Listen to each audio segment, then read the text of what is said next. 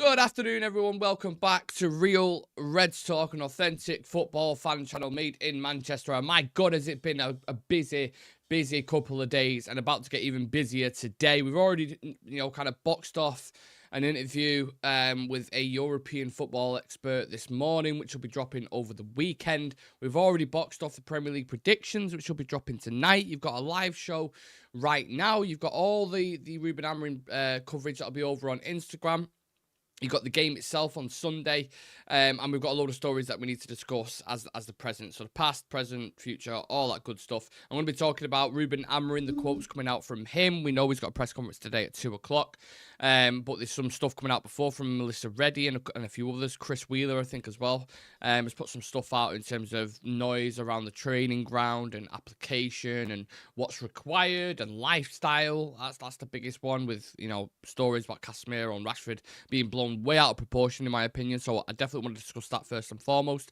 We're going to talk about Man City being in the mud and losing another loss on the record. Xerxes unhappy.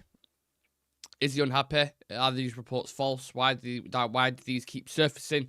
And Anthony back to Turkey. Before I do that, I'm just gonna. Oh no! I literally landed on my arm there. Very close. That's my last Malteser, that as well. These, by the way, unbelievable. Unbelievable.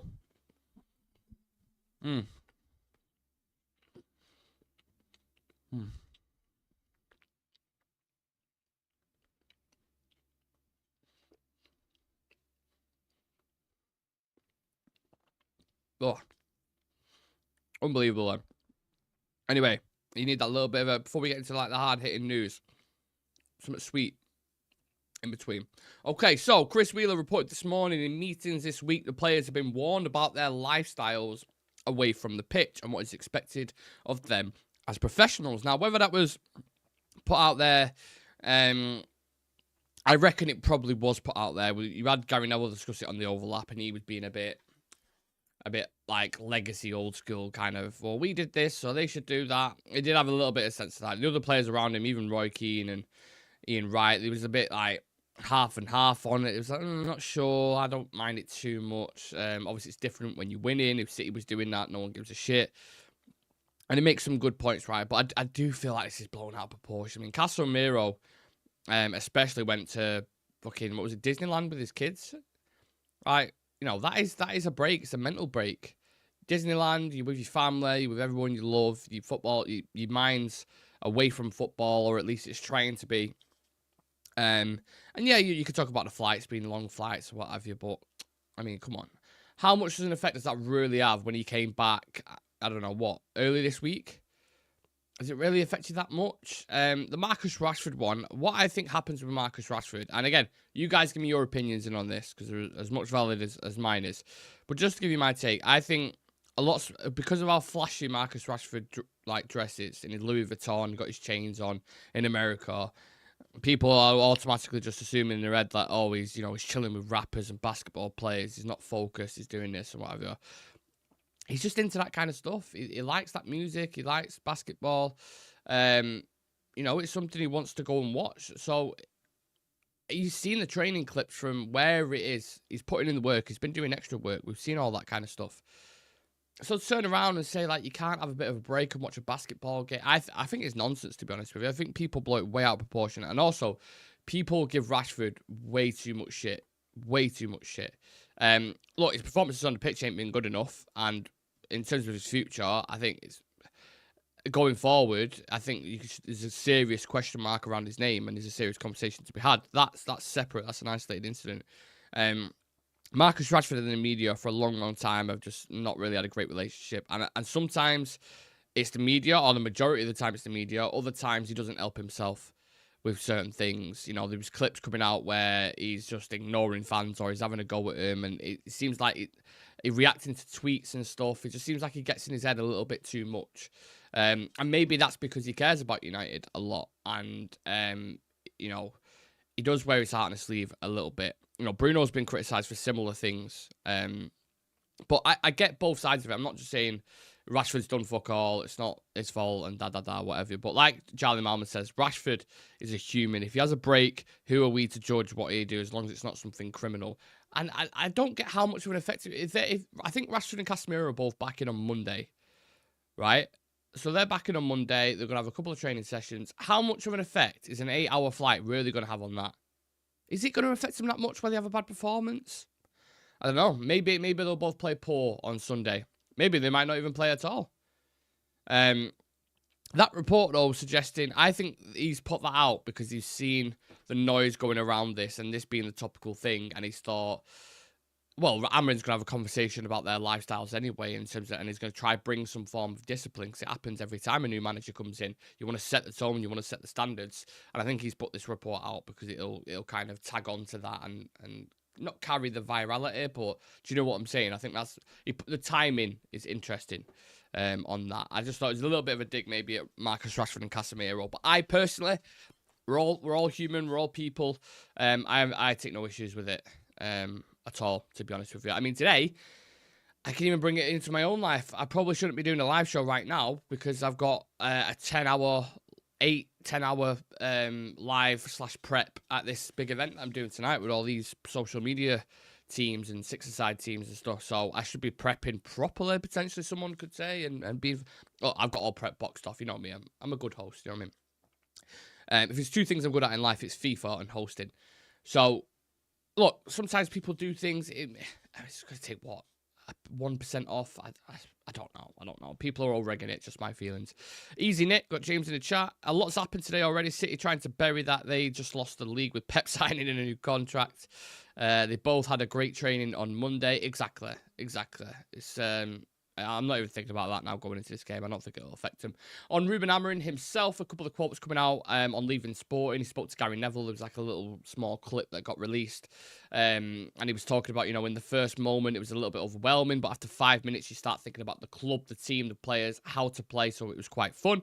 I already had a conversation with the club, so it was normal.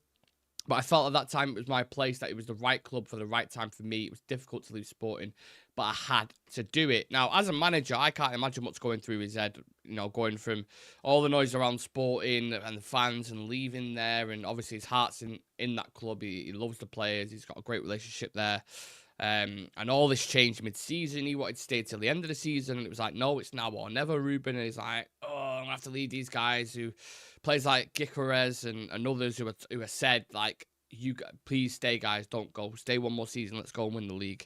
And obviously had a phenomenal start, unbeaten all season. And his last game against Braga, it was like 2-0 down, brought it back to 4-2, beat City in the Champions League 4-1. So the emotion alone involved in that can't be underestimated. His head was probably everywhere, but I suppose that's what the managers get paid the big bucks for, right? And then you've got this United situation where he comes over, new country, new place to live, bring your family with you. I don't know if he's got wife or kids, but I'm assuming. It's a brand new challenge. And I know, like I said, it is the life of a manager. You will move clubs. You might move to Italy, then to England, then to Spain. And the same thing with players. It's not only a big change for the team, it's a big change for him. So he's probably, like I said, got a million things going on. But he strikes me as the character. I mean, you're already hearing reports coming out from training that it's very disciplined, the atmosphere and the thing here, but it's also jovial. I think the reports that was coming out. So players are happy, or they seem happy. There's positive reports coming about certain individuals.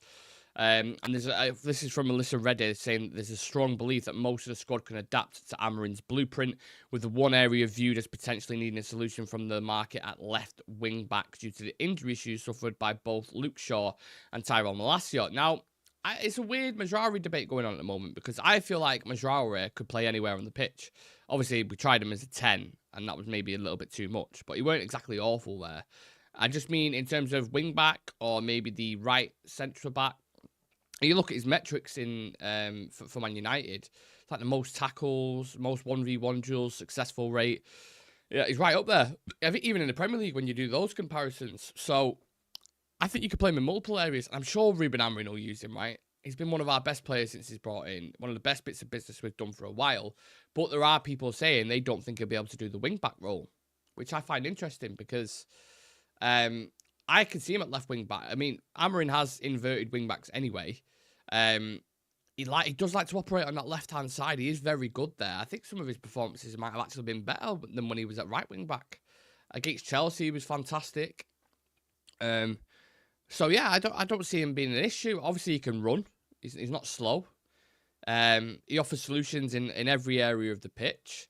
So I'd like to see Majari personally at left wing back. But I mean, if you can't get Majari in your team with the current crop of players that you've got, I'd maybe start to question it a little bit. Obviously, if you've got Luke Shaw and Tyrell Malacia fit, then maybe there's a different conversation there. Obviously, more natural left-footed. Luke Shaw, for example, probably one of the best left-backs in the league when he's fit and available. But he's never fit and available. Majari has been available pretty much every single game, apart from that heart situation that he had. But then he bounced back from that rapid. You know? So, yeah, where do we think he'll play against Ipswich? We did the preview yesterday. I think a couple of us went with Anthony at right wing back, and then we said Majari at left wing back. But where do you guys think he will play on Sunday? Is there multiple positions he could play? Do you see him maybe in the back three? Do you see him as a wing back? He's not going to be one of those midfielders. I doubt it. It's not going to be one of those inside tens or strikers. So it's either one or the other. And then you ask yourself the question: well, is everyone's fit and available? Where does he go? Does he get put by the wayside? Does he become a squad player? That'd worry me a little bit, because I do like Majari. I do really, really like him. So we'll just have to wait and see, I suppose, on Sunday. Also, Rúben Amorim has been analysing United footage from the season to correct the weaknesses in the players. Let me do a reenactment of... basically, I don't need to do the reenactment, because the reenactment of him watching it was like, if anyone's seen... and people will get this reference if you've seen it. If anyone's seen Interstellar, basically, long story short, it's a film, Matthew McConaughey goes into space... does some shit. I can't remember the actual concept of the story, but he goes into space, trying to reverse time or some kind of shit because the Earth is crumbling. So they're trying to go to these different planets and pick. I can't remember the full plot line, but it's a fantastic film. Go and watch it. But in that film, the longer they are in space, it's going to be really difficult to explain, but the longer they are in space, it's like at each hour they're in there is a year on planet Earth. So by the time he gets to like this planet, some videos come through. I don't know how. I mean, they must have seriously strong Wi-Fi. But they send videos through from their family members and the kids and that. And it's like his daughter's like, 30. She was like 6 when he left. His son's had a kid and that. He's a granddad and all this kind of stuff. And he's watching all his footage back. And his daughter's like, Dad, you said you'd be back on my birthday. It's now my 28th birthday, and you're still not here. And he's just like starts proper welling up, and his face is shaking, and he's like, "Oh no, don't let me leave, Murph." And I'm basically that's such a long-winded way of explaining it. But he's watching these videos back, it's getting very emotional, and he's like shaking on a chair. People would have seen the kind of gif or the meme, and that's what Amorim would have been doing, watching United's footage from this season and last season, because some of the football has been fucking diabolical to say the least. How open we've been, how awful we've been defensively, especially on the transition. The passing networks, everything about this team under Ten Hag over the past couple of years has been so shaky and sketchy and so stretched, it feels like, as well. And to go away from that would be so nice now, because Amorim's system is completely different to Eric Ten Hag's. The big question is whether these players can adapt to it. Now, obviously, he got a result. I would say United's squad, on paper, in terms of individual ability, is better than Sporting, right? So if Amorim can coach those Sporting players with like a minus £180 million net spend and get them to play a certain way and beat Man City in the Champions League, the quality of players we've got, you would expect him to go in and have a bigger impact, right? It's almost like an unknown. A lot of people don't know how good this team is. The interview that I did this morning with Dougie Critchley, he was like, I actually think they are a really good team, but they've been significantly underperforming. And with Amorim coming in, they could surprise quite a few people, which I have a similar feeling. I don't think there's not a massive gap from 13th to 4th, or there's 4 points, I believe. So you win. I mean, we've got Ipswich, Bodo Glimt, and then Everton. They're 3 wins there, knockouts. Obviously, December gets tricky. You've got a lot of games, like 30 games in 100 days, I think. 111 days. Obviously, you've got City in there, you've got Spurs, you've got Arsenal all the way as well, and then Liverpool at the start of the year. But you've got momentum builders there. You've got, there's a lot of confidence in the team in a minute with Ruud taking over.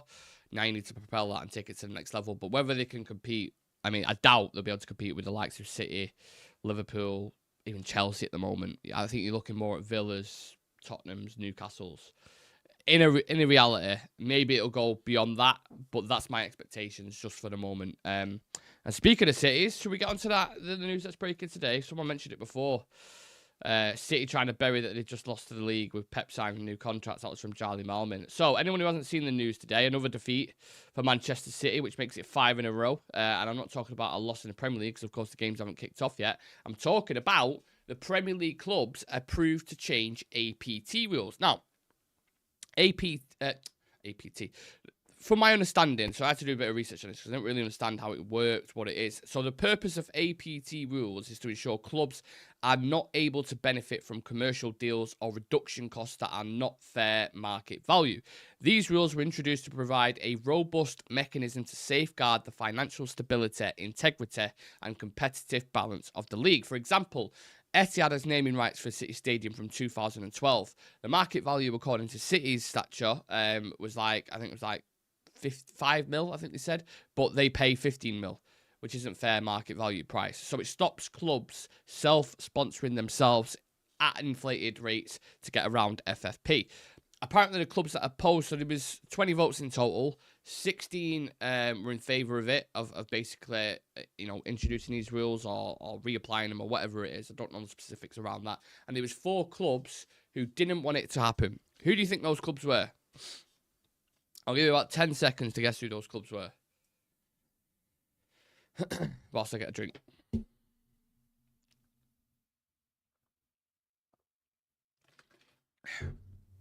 One of them, obviously, Man City. The other one, Newcastle. The other one, Aston Villa. And the other one, Nottingham Forest. Why would these clubs, just a test for you guys, why would these clubs oppose it? Because I think Everton and Wolves are back in the fold now in favour, whereas City, Newcastle, Villa and Forest were against it. You know why. I don't need to say it. You know why. So that's where we're at the situation. The one question I had in my mind, and I tried researching this, and I couldn't get around it, and maybe I should have asked this to Dougie, to be fair. With these being changed now, how would that affect City at the time when they was inflating the sponsors? Do you know what I mean? Because if they change it now, it's like, well, yeah, we didn't do it then. We're doing it. Fair enough, we'll do it from now, and we won't inflate them now. But 2011, you're talking like 13 years ago. So will that still come into play? Will that still come into effect? Listen, some of you guys are smart, so if you know the answer to that, answers on a postcard, I'll put them in the comment section. Can't wait for Sunday. Shreyas in the chat saying, on paper, the quality we have is actually superior to most teams. To get them working is the biggest hassle. Forest, Villa, Newcastle, and of course 115 charges. Shaw won't ever play a long string of games again. Shaw's such as much use as Rodri is to City right now. Maz will run for days. He'll be a good wing back. He'll cover that ground well. Rashford is a human. If he has a break, sorry, I already read that out. Sorry, I'm just trying to get through the comments. Newcastle got 525 billion to spend. Forest have a really rich owner, so it's the same reason. Villa is working with City owners, so that is why they voted against it. There you go. It's money. Money, money, money. And Newcastle will say it's a joke. If you allow these teams to do it, why can't we do it? And you know what? They do have a bit of an argument with that. Do you know what I mean? They can push that narrative, and I understand it. But you can't say it's right, inflating sponsorships. Do you know what I mean? Like that, just saying that sentence alone, inflating sponsorships to make it look like, oh, no, we're on the balance of FFP. Look, we did this deal with the Etihad, who's our company, for 15 million. Like, it's nonsense. So, look, this battle is going to be ongoing. It's going to be going back and forth. You're going to hear reports. The City are obviously going to protest this and protest their innocence. And I don't know if anyone was slightly worried when they heard that that Pep was staying on. Because surely, if you're Pep, right, and you know this is on the horizon, and you've already been there nearly 10 years, surely you'd move on, right? You'd be like, I could get out of this with my reputation still. I know he's not done anything personally, but he won't have that shadowed over it. Do you know what I mean? What I'm talking about? And he could go back to, Barca or wherever it is that he wants to go. Maybe go manage some Italian clubs. And then obviously the crumble comes, they get demoted to the Championship. Let's say that happens. But whether he's had a conversation with the lawyers of City and the people above, and they've said, listen, there's no chance they're going to win it. So if you want to sign an extension, you want to be here for another couple of years, it's going to be no problem whatsoever. That's the one thing that I'm looking at. I'm like, I think Erling Haaland's about to sign a new contract there as well for another 5 years. So I don't know. They seem super confident in what they're doing. Like super, super confident, which is interesting. I have a feeling it might go somewhere kind of in the middle ground. Do you know what I mean? Like it might be like they get not a slap on the wrist, but a big points deduction, and they'll try to save face a little bit, so they won't get demoted. There'll still be some kind of punishment introduced, but it'll be somewhere in the middle, and they'll try pleasing both parties. I'm guessing. I don't know, but that's just a feeling that I have at the moment. Pep's got to be thinking of getting off with most of it. I reckon so. I just have this feeling. I don't know what it is. Yeah. But I can see that. Anyway, let's move the stories on. I don't want to make this about Manchester City. Everyone at the moment's been seeing reports about Joshua Zirkzee being unhappy. Talks with Juventus and AC Milan. He wants to go back to Italy and all this kind of stuff. And these reports are being dampened, saying that it's, they're absolutely false. Talks with Juventus are not happening, and he is fully focused on Man United's projects. Now, I think a lot of people are really gunning for Zirkzee. Even a friend of mine, when he watched him play, I think it was twice, he was like, yeah, he should be playing for Stoke. He's way too slow. And maybe he might be right in his first initial assessment, but I don't like to judge a player just, within fucking 7 games or whatever it is he's played. I'd like to see 6 months from him, or even like a year. Sometimes it takes some, just to adapt to the time in the Premier League, getting used to the way people pressure. I think he's definitely got qualities for playing with his back to goal. I think you heard Lewandowski talking about him the other day. Like, he's really, really good at that, and you see it for the national team as well. But that's the thing with the national team. The national team, the tempo is much slower. You're playing Bosnia, or you're playing, I don't know, San Marino and teams like this. It's not the Premier League. You don't get that much time. So the question is more can he adapt his game to play at a quicker tempo? Because he isn't quick. So he ain't going to run in behind. He'll be dragging centre-backs out. But then it's finding that chemistry with the players that are in front of you, getting that consistency. And you need to score some goals as well. Because, look, I know you're a player who plays with your back to goal and you're more of a 9.5 or whatever you want to call it. But if you're a striker at Man United, you need to score goals equally. And I'm just not sure. I don't know. If he starts, I don't know where he's going to fit in the system first and foremost. I don't know if he could play as the solo number 9 in Amorim's system. I don't know if he's going to play as one of the attacking 10s. I'm not sure. He might be another one who falls by the wayside. What do we think? Still think it's early days for Zirkzee. How Amorim utilises him is going to be interesting to see. Does he fit as a 10 alongside Bruno? I can't see a spot in the 11 for Zirkzee. Yeah, I get it. There are defo concerns, but look, every player's got a clean slate, haven't they, under this manager? Every single player. So time will tell with Joshua Zirkzee. But yeah, same thing with Rasmus as well. Rasmus, I've been a little bit worried about him. His first touch is terrible. His position at times isn't great. But he's raw, he is quick, he is strong, and he has got a good finish because we've seen it multiple times, and we discussed that in the Premier League predictions. So we'll just have to wait and see, guys. We'll have to wait and see. Just the last bit of transfer news I want to give you before I head off. Besiktas are set to make an official offer to sign Anthony on loan in January. We ain't going to sell him, first and foremost. So if anyone's moaning about a loan, you're going to have to get with the reality of the situation. We're not getting money for him. So if they want him to have game time, then obviously send him out on loan, do you think? But he's another one. I've just been talking about players potentially being cut from the squad or even maybe being added to the squad as a surprise. Maybe Amorim can use him as a wing-back. I put him in my team against Ipswich as a right wing-back. Now, will it be Dalot? Maybe more people will go with him. But I look at Quenda, and I'm not saying they're similar players, but they do have similar profiles, I would say, in certain elements of the game. So, yeah, who knows? Anthony could be a starting right wing back. Everything's... Just watch Ipswich, is what I'll say. Just watch Ipswich, watch that game, and let's see, and we'll make our judgments. I mean, we've got, months and weeks and loads of time to discuss. solutions and opportunities for certain players and young players coming through. We've got plenty of time for that. So I will leave my thoughts at the 25-minute mark. And I've got a big day ahead of me. I've got a massive event. I mentioned it to you guys anyway. Who's in the chat. Anyone who's local. Hosting a Super 6 winner takes all £10,000 cash prize tonight. It's 6-a-side. It's at Fives, which is a local kind of 6-a-side place to meet.